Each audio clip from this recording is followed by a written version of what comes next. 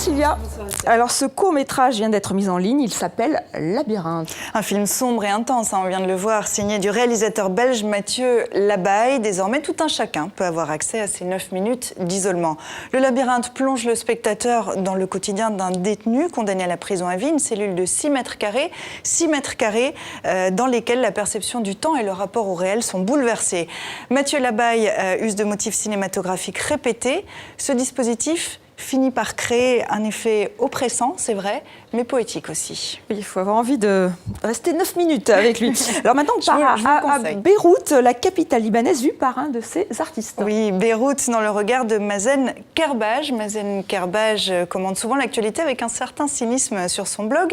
Il est auteur de bande dessinée avec des styles assez variés, il l'admet. Il est également musicien, fasciné par le traitement du bruit. On va d'ailleurs l'entendre dans ce reportage, car il a embarqué Anaïs Renevier et Colline Charbonnier pour un tour de sa ville qu'il aime autant qu'elle l'insupporte. Rendez-vous était donné à son atelier dans un lieu symbolique de la guerre civile.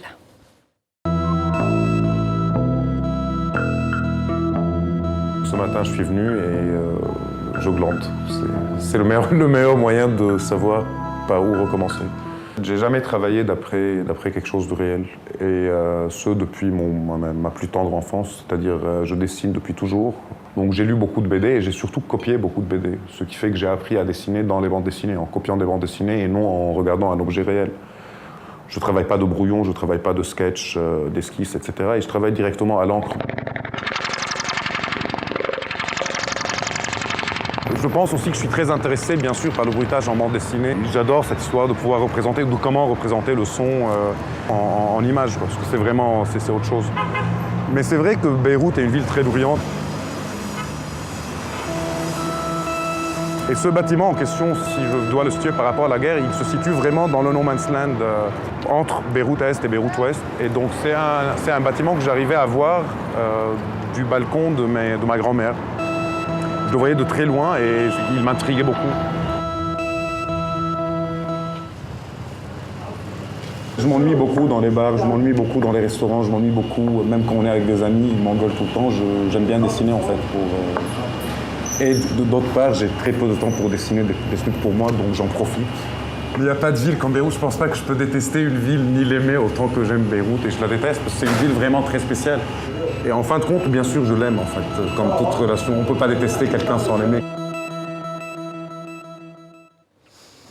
Du dessin encore, les félins jaunes sont sauvés. Mais qui sont-ils? Les habitants et amoureux de Paris les connaissent bien, ces matous jaunes au grand sourire. Ils sont l'œuvre du graffeur franco-suisse Monsieur Chat, alias Thomas Vuy. Il était poursuivi par la RATP à la station pour des dessins qu'il a fait à la station de métro Châtelet-Les Halles. Poursuite déclarée nulle.